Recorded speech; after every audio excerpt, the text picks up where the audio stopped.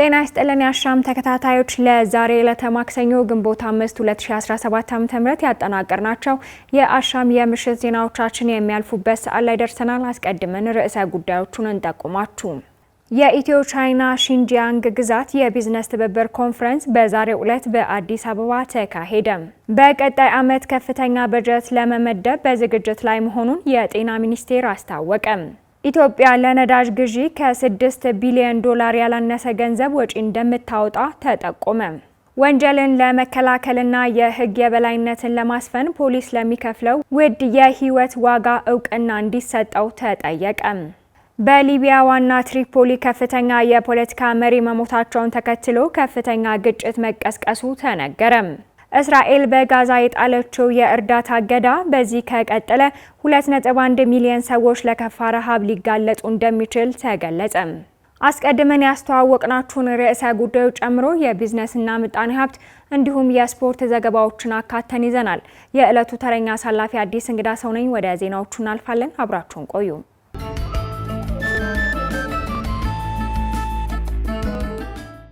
በቀጣይ ዓመት ከፍተኛ በጀት ለመመደብ በዝግጅት ላይ መሆኑን የጤና ሚኒስቴር አስታወቀ።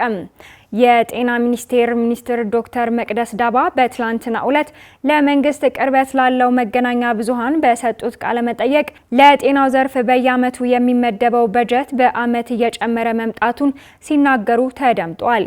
ዶክተር መቅደስ ዳባ እንደተናገሩት በየጊዜው ለጤናው ዘርፍ እየተሻሻለ የሚያዘው የበጀት መጠን ከፍ ቢልም ነገር ግን በቂ የሚባል አለመሆኑን አረጋግጧል። በዚህም ዘርፍ ወቅታዊና ነባራዊ ሁኔታውን ያገናዘበ ከፍተኛ በጀት ለመመደብ በ2018 ዓ.ም ታቅዶ እየተሰራ መሆኑን ጠቁመዋል። በአመት በፊት ከነበረው ቁጥር ጨመር እያለ ነው እንግዲህ ለዘርፉ የሚመደበው በጀት እየጨመረ ያለው። ያ ግን በቂ አይደለም። ከዛም አንጻር ነው በተለይ አሁን በዘርፉ የሚያስፈልገውን በጀት ከአሁን ከወቅታዊ ነባራዊ ሁኔታ አንጻር ደግሞ ከፍ ያለ በጀት በምን መልክ ያስፈልገዋል በሚል እንደሚታወቀው 2018 በጀታችንን እየሰራን ነው። ከዛ ቀደም ብለን ግን በጣም ብዙ ነገሮችን እያየን በምን ቦታ ላይ ክፍተት ይመጣል፣ በግብዓት ቦታ ላይ ነው፣ የቱ ጋር ነበር ድጋፎች የምናገኝ የነበረው፣ የትኞቹ ድጋፎች ይቀጥላሉ፣ የትኞቹ ደግሞ በዘላቂነት ፈቶ መሄድ የምንችልበትን ስራ ትኩረት ሰጥተን ነው። ለዚህ በጣም ሁላችንም ተረባርበን መስራት ያለብን ስራ ነው። የተያዘው በጀት ዓመት መጠናቀቂያ ላይ መሆኑን ያስታወሱት ሚኒስቴሯ መንግስት በ2017 ዓ.ም የዘርፉን መሰረተ ልማት ከማሟላት አንጻር በተዋረድ እየሰራ ነው ማለታቸውን አሻም ከሰጡት ቃለ መጠይቅ ለመረዳት ችላለች። በዚህኛው ዓመት ደግሞ ትኩረት ሰጥተን የምንቀጥለው መሰረተ ልማቱን ማስፋፋት ብቻ ሳይሆን ከዛም ያንን ከማሟላት አንጻር በተዋረድ ከዞኖችም ከክልሎችም በፌደራል ደረጃም በእኛም ደረጃ የሚሰሩ ነገሮችን የማሟላት ስራ እንሰራለን ማለት ነው። ይህ እንግዲህ ጥራት፣ ተደራሽነት፣ ፍትሃዊነት የምንላቸውን ነገሮች በውስጡ ይዘን ለማቅረብ ያግዘናል። ግን እንደ በፊቱ አይነት ዓመት ላይ ስላልሆነን በጣም ትኩረት ሰጥተነው ከሌሎች ዘርፎች ጋር በተለይም ደግሞ ከሌሎች ሴክተሮች ጋር ከገንዘብ ሚኒስቴርም ከሌሎች ባለድርሻ አካላት ጋር የበለጠ ትኩረት ሰጥተነው ለዘርፉ የሚያስፈልገውን በጀት በመለየት በተለይ በእናቶች በህፃናት ጤና በጨቅላ ህጻናት ጤና እንዲሁም ደግሞ በአጠቃላይ የበሽታ መከላከል ቅኝት ምላሽ የመስጠት አቅማችንን ከመጨመር አንጻር ግንኙነቶቻችንን በመጨመር ከዘርፈ ብዙ ግንኙነታችንን በመጨመር በአህጉርና በዓለም አቀፍ ደረጃ የሚሰሩ ስራዎቻችንን በትኩረት አብሮ በመሳተፍ ለዚህ የሚያስፈልገውን ደግሞ የራሱን የሆነ አገልግሎት ለመጨመር ብዙ ስራዎች እየሰራን ነው ማለት ነው። ዶክተር መቅደስ ዳባ ተደርጓል ያሉት የጤና ፖሊሲ ማሻሻያ ከጤና መድን ዋስትናና ከሌሎች ካሏቸው በግልጽ ካልጠቀሷቸው ጉዳዮች አንጻር ያለውን ጠቀሜታ ጨምረው ማስረዳታቸውን ጠቅሶ የዘገበው ሪፖርተራችን ቴድሮስ ፍቅሩ ነው። ኢትዮጵያ ለነዳጅ ግዢ ከ6 ቢሊዮን ዶላር ያላነሰ ገንዘብ ወጪ እንደምታደርግ ተጠቆመ። ኢትዮጵያ ለነዳጅ ግዢ እስከ 6 ቢሊዮን ዶላር ያላነሰ ገንዘብ ወጪ እንደምታደርግ አሻም ከትራንስፖርትና ሎጂስቲክ ሚኒስቴር ያገኘችው መረጃ ይጠቁማል። መሰረት ነቃ ዳሽን ባንክ ለደንበኞች የነዳጅ ግብይትን በዲጂታል መልኩ እንዲፈጽሙ ማስቻሉን ተከትሎ ለጋዜጠኞች በሰጠው መግለጫ ላይ የተገኙት ሚኒስትር ዴኤታ በርኦ ሐሰን ኢትዮጵያ ለነዳጅ ግዢ ብቻ ከ6 ቢሊዮን ዶላር ያላነሰ ገንዘብ እንደምታወጣ ተናግረዋል። በከፍተኛ ገንዘብ ተሸምቶ የሚገባን ነዳጅ አግባብ ባለው መልኩ መጠቀምና ብክነትን መከላከል የተቋማት ኃላፊነት መሆኑን አስቀድመው የሚናገሩት ሚኒስትር ዴኤታው አክለውም ሀብቱ ስርቆት የበዛበትና ለአሰራር ስርዓት አስቸጋሪ የሆነ እንደሆነም አስገንዝበዋል። ለነዳጅ ቢያንስ 4.6 ቢሊዮን ሲበዛ ደግሞ 6 ቢሊዮን ለነዳጅ እናወጣለን። በዚህ ከፍተኛ ሀብት የምናመጣው ኮሞዲቲ ከፖርት ጀምሮ እስከ ተጠቃሚው ድረስ የምንመራበት ስኮፕ በጣም ሀሲል የበዛበት ሌብነት የበዛበት አያያዙ ለአደጋ የተገለጠና ሚስዩዝ ኮረፕት ብላክ ማርኬት ተጋላጭ የነበረ እኛ እየደገመን ግን ራሳችንን ፍዳ የምንበላበት ጎረቤቶቻችን የሚጠቀሙበት ፕሮዳክታችን ወይም ኮሞዲቲያችን ነበር። ይሁንና እንደ መንግስት መሰል ሁኔታዎችን ለማጠፍና ውድ በሆነ የውጭ ምንዛሬ ተገዝቶ ወደ ሀገር ውስጥ የሚገባው የነዳጅ ሀብት አግባብ ባለው መልኩ ለመጠቀም ለማስቻል ብሔራዊ የነዳጅ አጠቃቀም ሪፎርም ይፋ በማድረግ ወደ ስራ መገባቱን አስታውሰዋል። መንግስት ኢትዮጵያን በዲጂታል ኢኮኖሚ ለማሳደግና ከሰለጠኑት የዓለም ሀገራት ተርታ ለማሰለፍ የሚያደርገውን ጥረት ለመደገፍ እንዲሁም እንደ ተቋም ቁርጠኝነቱን ለማሳየት በተደጋጋሚ በመጣር ላይ መሆናቸውን የተናገሩት ደግሞ የዳሽን ባንክ ተወካይ ስራ አስፈጻሚ የሆኑት አየለ ተሾመ ናቸው።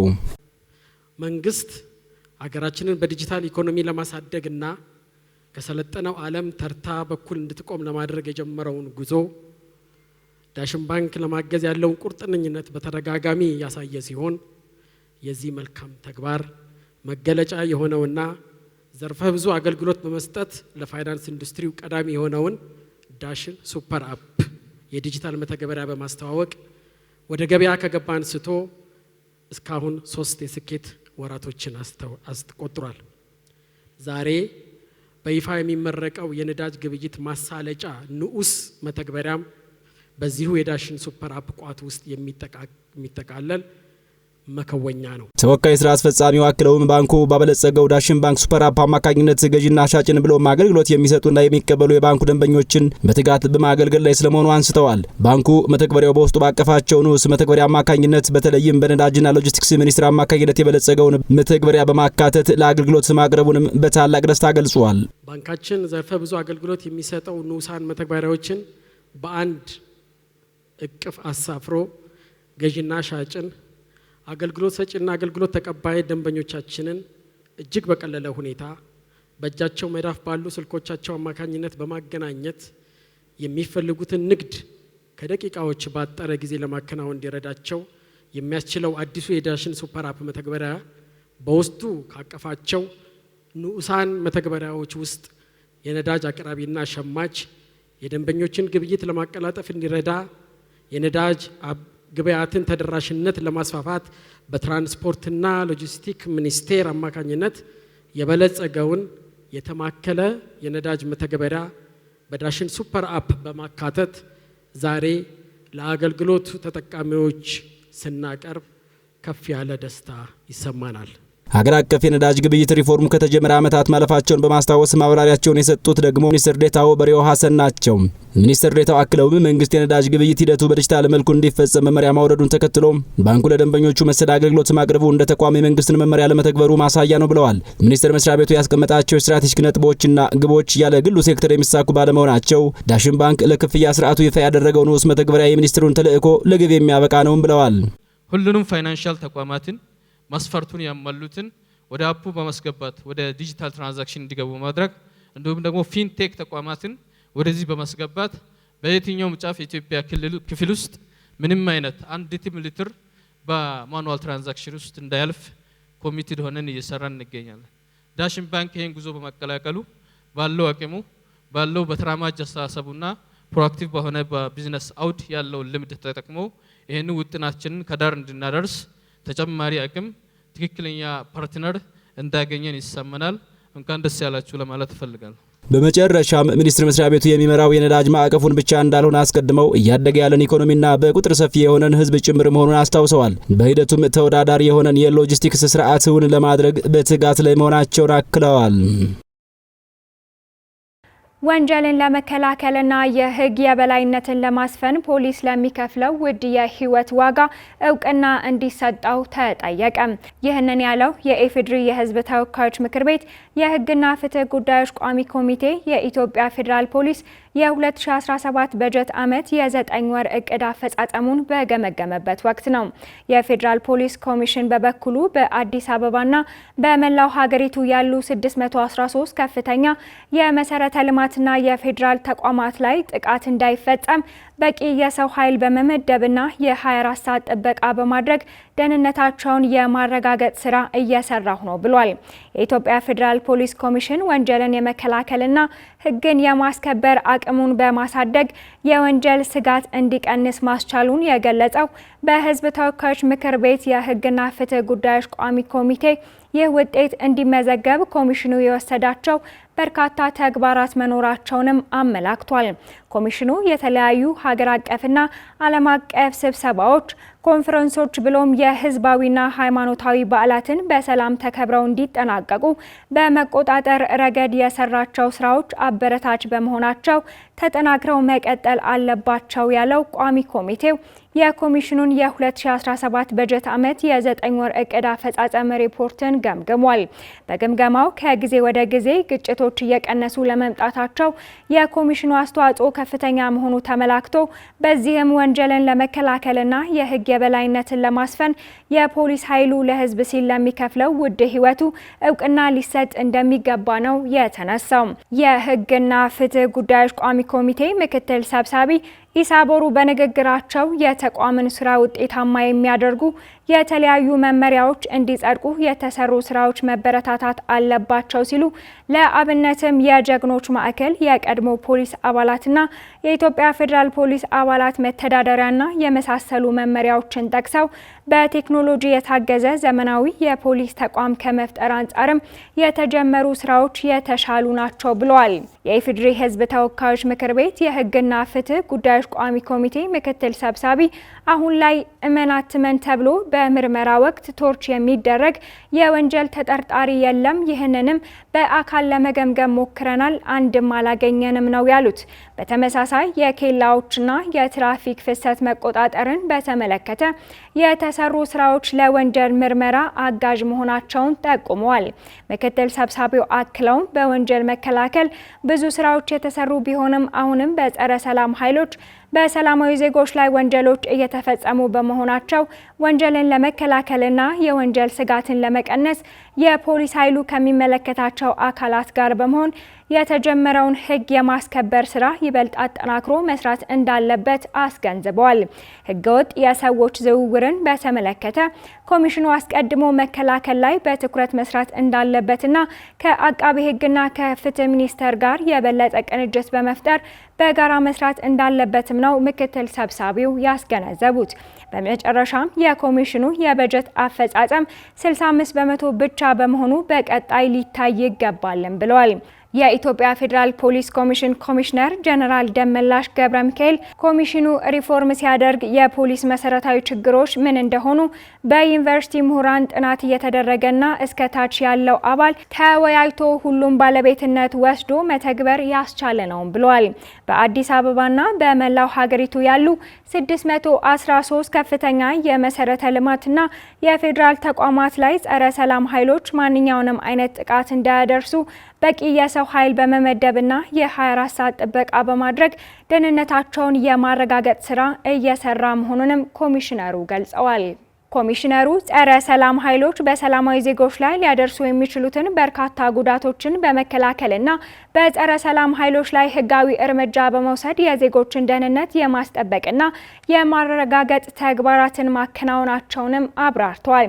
ቋሚ ኮሚቴውና አባላቱ የኮሚሽኑን የ9 ወራት እቅድ ክንውንን አስመልክቶ ላነሷቸው ጥያቄዎች የኢትዮጵያ ፌዴራል ፖሊስ ኮሚሽነር ጀነራል ደመላሽ ገብረ ሚካኤል ምክትል ኮሚሽነር መላኩ ፋንታና ሌሎች በየደረጃው ያሉ የኮሚሽኑ የስራ ኃላፊዎች መልስና ማብራሪያ እንደሰጡባቸው አሻም ከህዝብ ተወካዮች ምክር ቤትና ከፌዴራል ፖሊስ ኮሚሽን ያገኘችው መረጃ ያመላክታል።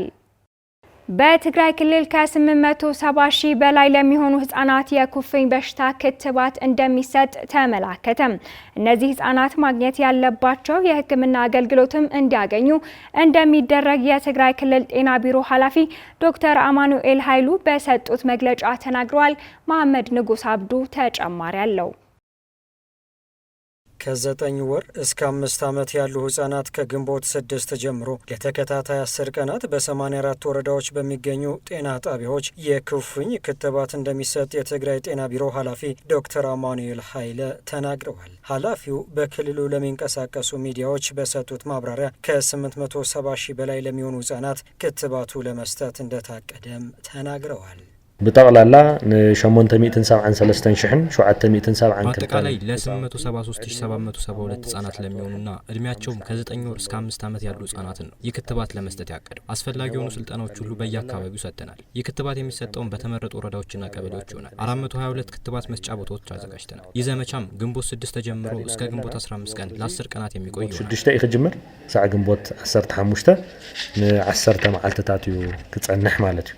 ከክትባቱ ጎን ለጎን የተመጣጠነ ምግብ እጥረት ያለባቸው ህጻናት የቫይታሚን ኤ ስርጭትና የአንጀት ትሎች መከላከል እንደሚደረግ ኃላፊው አክለው ተናግረዋል። ንሕማም ንፍዮ ንምክልኻል ጥራሕ ዝወሃብ ክታበት ዘይኮነስ ትስሩዕ ክታበት እውን የኩፍኝ ክትባት መስጠት ብቻ ሳይሆን ይህን ክትባት ያልጀመሩና ያመለጣቸው ህጻናቶች ቼክ በማድረግ የሚገኝባቸውን ክትባት እንዲያገኙ እናደርጋለን። ሌላው ደግሞ የምግብ እጥረት ያለባቸው ህጻናትንም እናያለን። ማግኘት ያለባቸውን የህክምና አገልግሎቶችም እንዲያገኙ ይደረጋል። በተጨማሪም ቫይታሚን ኤ ይሰጣቸዋል። ለሌላ በሽታ የሚያጋልጧቸውን የአንጀት ትሎች ለማጥፋት የሚያግዙ መድኃኒቶችም የምንሰጥ ይሆናል። ደጋጋም ንገብሮ ይዙውን ጸረ ናይ ማዓንጣ ሓሳኹ ዝወሃብ መድኃኒት እውን ናው ክህልወና እዩ።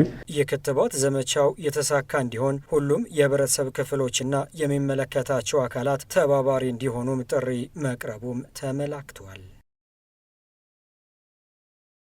የትምህርት ዘርፉን ትራንስፎርሜሽን ፕሮግራም ማስፈጸሚያ የሚውልና የመማር ማስተማር ሂደቱን ማጎልበቻ የብድር ስምምነት አዋጅ መጽደቁ ተገለጸ። ስድስተኛው የህዝብ እንደራሴዎች ምክር ቤት በዛሬው ዕለት 4ኛ ዓመት የሥራ ዘመን ባካሄደው 29ኛ መደበኛ ስብሰባው ሁለት የብድር ስምምነቶችን፣ የፋይናንስ ኮርፖሬሽን ማቋቋሚያና የአየር ትራንስፖርት ስምምነት አዋጆችን ማጽደቁን አስታውቋል። የብድር ስምምነት ረቂቅ አዋጁን አስመልክቶ የመንግስት ረዳት ተጠሪ ሚኒስትር ዴኤታው መሰረት ኃይሌ ሞሽን አቅርበው በእንደራሴዎች ምክር ቤት አባላት ውይይት ተደርጎባቸው እንዲጸድቁ በተጠየቀው መሰረት ምክር ቤቱ በአዋጆቹ ላይ ዝርዝር ውይይት አካሂዶ መጽደቁ ተገልጿል። የብድር ስምምነቶቹን አስመልክቶ ከእንደራሴዎች አባላት በርከት ያሉ ጥያቄዎችንና አስተያየቶች የቀረቡ ሲሆን የገንዘብ ሚኒስትር ዴኤታው ኢዮብ ተካልኝ ከእንደራሴዎች ለተነሱ ጥያቄዎች ምላሽና ማብራሪያ ሰጥተዋል። በዚህም በኢትዮጵያ ፌዴራላዊ ዲሞክራሲያዊ ሪፐብሊክና በጣሊያን መንግስት መካከል ለአካባቢውና አረንጓዴ ኢኮኖሚ ልማት የበጀት ድጋፍ ማስፈጸሚያ የተደረገውን የብድር ስምምነት ረቂቅ አዋጅ ቁጥር 1377/2017 ሆኖ በሙሉ ድምጽ መጽደቁን የህዝብ እንደራሴዎች ምክር ቤት በይፋዊ ትስስር ገጹ አስታውቋል። በተመሳሳይ በኢትዮጵያ ፌዴራላዊ ዲሞክራሲያዊ ሪፐብሊክና በዓለም አቀፍ የልማት ማህበር መካከል ለመማር ማስተማር ማጎልበቻ የትምህርት ዘርፍ ትራንስፎርሜሽን ፕሮግራም ማስፈጸሚያ የተደረገውን የብድር ረቂቅ አዋጅ ቁጥር 1378/2017 ሆኖ በሙሉ ድምጽ መጽደቁን አስታውቋል። በሌላ በኩል በአፍሪካ የፋይናንስ ኮርፖሬሽን ማቋቋሚያ ስምምነትን ለማጽደቅ የቀረበው ረቂቅ አዋጅ ቁጥር 1379/2017 ሆኖ በ3 ድምጽ ታቅቦ በአብላጫ ድምጽ መጽደቁን አክሏል። በመጨረሻም ምክር ቤቱ በኢትዮጵያ ፌዴራላዊ ዲሞክራሲያዊ ሪፐብሊክና በአውስትራሊያ ፌዴራላዊ መንግስት መካከል የተፈረመውን የአየር ትራንስፖርት ስምምነት ረቂቅ አዋጅ ቁጥር 1380/2017 ሆኖ በሙሉ ድምጽ በማጽደቅ ጉባኤውን ማጠናቀቁን ጠቅሳ የዘገበችው ሪፖርተራችን ፍራኦል ኃይሉ ነች።